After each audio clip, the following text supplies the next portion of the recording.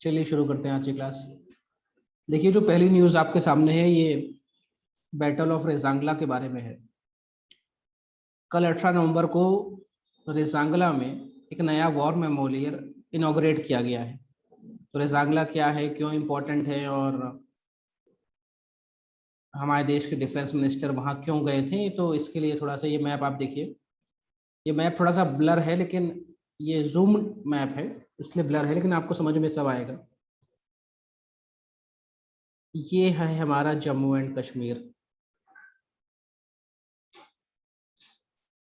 Jammu and Kashmir जो लाल वाला हिस्सा आप देख रहे हैं, रेड हिस्सा, ये चाइना ने 1962 की वॉर में कब्जा कर लिया था और आज इस हिस्से को कहते हैं अक्साई चीन।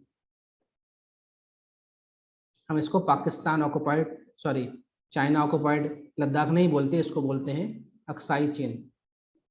1962 में 18 नवंबर को रेजांगला नाम की जगह पे, ये जो जगह दिख रही है रेजांगला, असल में आप ये देखिए, बिल्कुल ये इस लाल जो बॉर्डर है उसके पास में है। तो यहाँ पे एक लोकेशन थी रेजांगला नाम से, जहां भी आपको हिमालयन पास में ला दिखेगा, ला का मतलब ही होता है शाब्दिक अर्थ पास या दर्रा।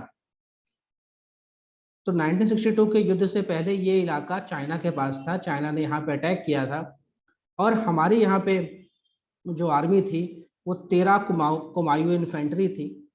संख्या में काफी कम थे और इनको आदेश था कि आप वापस लौटें, अपना बेस खाली कर दें, लेकिन इन लोगों ने लड़ाई की और इसको लीड कर रहे थे मेजर शैतान सिंह। और ये काफी कठिन लड़ाई मानी जाती है और बहुत सारे सोल्जर्स ने वीर गति पाई। खुद मेजर शैतान सिंह को परमवीर चक्र से नवाजा गया।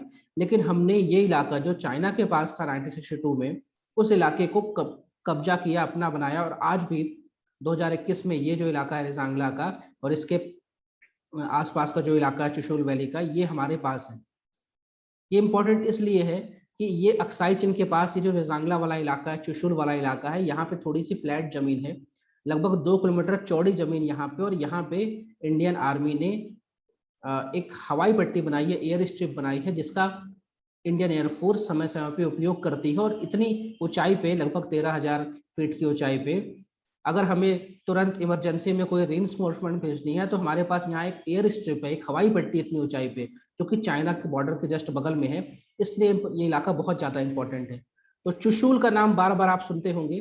चुशूल जो है ये इसलिए इंपॉर्टेंट है कि ये एक्साई लाइन ऑफ एक्चुअल कंट्रोल के बगल में है और यहाँ पे हमारे पास एक हवाई पट्टी है, हमारे पास एक हवाई पट्टी है। और अगर ये चुशूल जैसा कि हम मैं बता रहा हूँ 1962 के वॉर के पहले रेजांगला, चुशूल, ये सब जो इलाके थे चाइना के पास में थे, तो तब इनके लिए लेह आना काफी आसान था। लेकिन आज ये इलाके मेरे पास होने की वजह से काफी ऊंचाई के इलाके, और यहाँ पे जो कुछ इंपॉर्टेंट माउंटेन पीक्स हैं, उनकी उनकी टॉप जो पीक है वो भी हमारे कब्जे में है। तो हम ऊंचाई से चाइना को देख सकते हैं और चाइना की हर मूवमेंट को ट्रेस कर सकते हैं। तो ये जो बहुत खतरनाक बैटल हुई थी, जिसमें 13 कुमायूं इंडियन आर्मी के जो रेजिमेंट थे, जिसको मेजर शैतान सिंह लीड कर रहे थे, इन्होंने अदम्य साहस दिखाया, सबने वीर गति पाई और ये इनको खुद परमवीर चक्र से सम्मानित किया गया था। और इन्हीं की वजह से हमारे पास आज रेजांगला है और इसी को सेलिब्रेट करने के लिए यहाँ पे एक मेमोरियल बनाया गया था जिसका नाम था रेजांगला मेमोरियल। और इसको इसको थोड़ा नया रूप दिया गया है, रिनोवेट किया गया है। और अभी कल 18 नवंबर को हमारे देश के minister of defence Rajnath Singh वहां गए थे। उनके साथ एक स्पेशल गेस्ट थे जो कि इस लड़ाई में शामिल थे, रेजांगला की लड़ाई में। अब उनकी काफी उम्र हो गई थी, लेकिन वो गए थे। ये आप लोगों ने शायद आज भास्कर की न्यूज में पढ़ा होगा। तो रेजांगला इसलिए आज भी इंपॉर्टेंट क्योंकि लाइन ऑफ एक्चुअल कंट्रोल के पास में है और ऊंचाई में है। यहाँ से हमारे पास अपर हैंड है, हम चाइना की कोई भी मूवमेंट को देख सकते हैं, ट्रेस कर सकते हैं। ये जो लाल हिस्सा यहाँ पे दिख रहा है, ये चाइना इसको अपना पार्ट मानता है। और ये जो अरुणाचल प्रदेश वाला हिस्सा आपको दिख रहा है, चाइना इसको भी अपना पार्ट मानता है और चाइना इसको कहता है ये तो साउथ तिब्बत है, क्योंकि तिब्बत मेरा हो गया है, तो ये तिब्बत का दक्षिणी हिस्सा है और ये इलाका भी आज नहीं तो कल हम इसको लेंगे। तो ये रेजांगला की बैटल के बारे में मैंने आपको बताया। मेजर शैतान सिंह इसको लीड कर रहे थे और इनको नीचे से आदेश था दिल्ली से कि आप अपनी जो लोकेशन है वो छोड़ सकते हैं, क्योंकि आपकी संख्या बल काफी कम है। फिर भी इन लोगों ने लड़ाई की और जीती।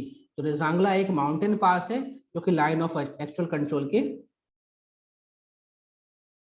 पास है। 13 कुमायूं, मैं जो 13 कुमायूं रेजिमेंट का नाम था, रेजिमेंट का नाम था, जिसने रेजांगला की लड़ाई लड़ी थी। ये लिखा तो है 13 कुमायूं रेजिमेंट। और लगभग चाइनीज आर्मी की 1000 सैनिक को मारा था। इनके पास लगभग 120 सैनिक थे और इन्होंने चाइना के 10 गुना अधिक सैनिकों को मारा था। 13 कुमायूं रेजिमेंट की ये कहानी मैंने आपको बताई, बैटल ऑफ रेजांगला। तो रेजांगला एक दर्रा है, वो कहाँ मिलेगा आपको? लेह में मिलेगा। चिशुल क्यों इंपॉर्टेंट है मैंने आपको बता दिया, चिशुल में हमारी एयर स्ट्रिप है, हवाई पट्टी है। और अगर जिसके पास भी चिशुल कंट्रोल रहेगा वो सीधे लेह आ जाएगा। लेह जो है एक जिला है, लेह जिला है, डिस्ट्रिक्ट है। और किस यूटी में आता है? तो ये लद्दाख यूटी में आता है, लद्दाख यूनियन टेरिटरी में आता है। लद्दाख कब बना है? 31 अक्टूबर 2020 को, सॉरी 19 को Ladakh as a union territory बना है। उसके पहले जम्मू कश्मीर राज्य का हिस्सा है। अगली न्यूज में चलते हैं। वर्ल्ड बैंक का एक प्रोजेक्ट है, स्टार प्रोजेक्ट। और ये प्रोजेक्ट हालांकि 2 साल पहले से चल रहा है। हाल ही में इसने स्टार प्रोजेक्ट्स में राज्यों की परफॉर्मेंस को रिव्यू किया, इसलिए करंट अफेयर्स की न्यूज में आ गया है। 2-3 दिन पहले मैंने आपको बताया था वर्ल्ड बैंक, IMF, एशियन विकास बैंक के बारे में।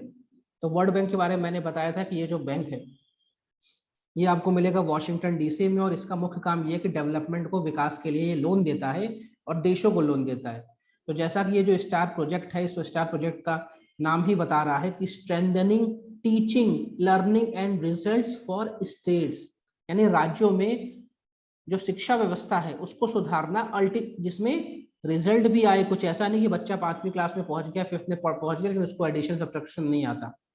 तो ये जो स्टार प्रोजेक्ट्स है ये वर्ल्ड बैंक ने हमें फंड किया है, लगभग 5000 करोड़ का हमने लोन लिया है। और इसमें हमारे राज्य के जो पिछड़े, हमारे देश के जो पिछड़े राज्य हैं जहाँ एजुकेशन सिस्टम काफी कमजोर है, उनको वहाँ की स्टेट गवर्नमेंट के साथ मिलकर हम स्टार प्रोजेक्ट पे काम कर रहे हैं। और जब जैसा कि पैसा वर्ल्ड बैंक ने दिया है तो वो समय समय पे उन राज्यों की रिपोर्ट को चेक करती है कि MP कैसा काम करता है, उड़ीसा कैसा काम कर रहा है।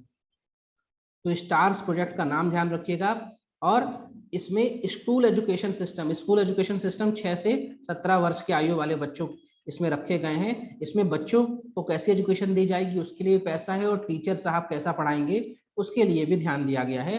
क्योंकि बच्चे समझे तो टीचरों को भी नई ट्रेनिंग चाहिए और नए टूल्स का ज्ञान चाहिए। तो ये पूरा एक complete holistic package star projects. इसमें शुरुआत में 6 राज्यों को कवर किया गया है, बाद में इसमें 5 राज्य और जोड़े जाएंगे। तो शुरू में जो 6 राज्य इसमें कवर किए गए हैं उसमें आपका मध्य प्रदेश भी आता है।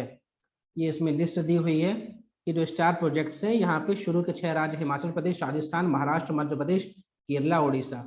इसके बाद 5 राज्य और इसमें जुड़ेंगे, वो जब जुड़ेंगे तब हम लोग न्यूज बन जाएगी। और ये जो स्कीम है इसमें वर्ल्ड बैंक ने हमको लगभग 5000 करोड़ रुपए दिए हैं। ये एक सेंट्रली स्पॉन्सर्ड स्कीम है। तो सेंट्रली स्पॉन्सर्ड स्कीम वो होती है जिसमें केंद्र सरकार और राज्य सरकार, स्टेट गवर्नमेंट, सेंट्रल गवर्नमेंट और स्टेट गवर्नमेंट मिलकर काम करती है। यानी कुछ पैसा राज्य सरकार को भी लगाना है, कुछ सेंट्रल गवर्नमेंट लगाना है, और काम दोनों को करना है साथ में। तो सेंट्रली स्पॉन्सर्ड स्कीम है जो कि मिनिस्ट्री ऑफ एजुकेशन के अधीन काम करती है। देखिए केंद्र सरकार में जो मानव संसाधन विकास मंत्रालय था MHRD, उसका नाम चेंज करके मिनिस्ट्री ऑफ एजुकेशन या शिक्षा मंत्रालय कर दिया गया है। तो उसके अधीन ये योजना चल रही है, और हर राज्य सरकारों का जो शिक्षा मंत्रालय है वो इसमें इनके साथ काम कर रहा है। तो शुरू में 6 राज्यों को इसमें जोड़ा गया है स्टार स्कीम के तहत। और स्टार का फुल फॉर्म क्या है? Strengthening teaching learning and results for states. और इसके लिए केंद्र सरकार ने एक पोर्टल बनाया है, उसका नाम है परख पोर्टल। परख पोर्टल बनाया है। और नाम से जैसे अर्थ समझ में आ रहा, परख मतलब ये परखना चाह रहे हैं, आपको जज करना चाह रहे हैं स्टेट्सों की वो काम कर भी रहे कि नहीं। तो ये एक पोर्टल है जो कि केंद्र सरकार ने बनाया है। और ये पोर्टल सारे राज्यों की जो परफॉर्मेंस है उसको मॉनिटर करता है, उनका रिकॉर्ड रखता है। और अभी जो वर्ल्ड बैंक ने रिपोर्ट पाई है जिसको रिव्यू कर रहा है, वो रिपोर्ट किसने बना के दी है? परख पोर्टल ने। तो परख पोर्टल स्टार प्रोजेक्ट के तहत एक पोर्टल बनाया गया है। किसने बनाया है? सेंट्रल गवर्नमेंट ने बनाया था। ठीक है। और इन राज्यों को आप देख के समझ ही सकते हैं कि यहाँ पे आबादी ठीक ठाक है और एजुकेशन लेवल हिला हुआ है थोड़ा सा। अब आप सोचेंगे सर यूपी नहीं आया, इसमें बिहार नहीं आया।